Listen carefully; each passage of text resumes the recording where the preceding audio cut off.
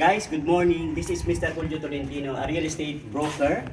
Nandito po tayo sa Bayan Luma, Barangay 3, Imus, Cavite. Ipakikita ko po yung model po ng 3-lane villas. Ano po? Ano po? Ito po yung model niya. Bali po 3-story to. Bawat floor po ay may CR at may laundry area sa likod, no? So punta po tayo sa second floor. Ito pong model na ito ay good for, sabihin natin, 5 to 6 sa family. Ito pong second floor can be converted to 2 bedrooms. Ano po? Pwede rin po, ma'am, sir, na gawing living room, yung lugar na to. At makikita niyo po may CR. Remember, ma'am, sir, ito po ay model, no? Ang model po ay ibig sabihin kakaiba ho sa turnover unit. Punta po tayo sa third floor. Bali, masasabi ko po kasi para condo type itong subdivision.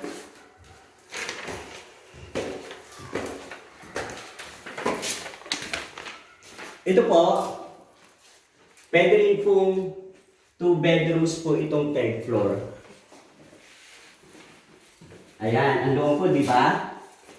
Kasi ang floor area po nito ay more or less 94. Ito po, may CR po. Ayan.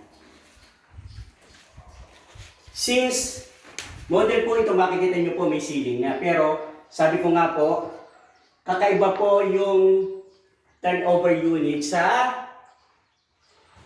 dito sa model, no? Guys, ang presyo po nito sa Imus, more or less 3.8 million. Ano ha?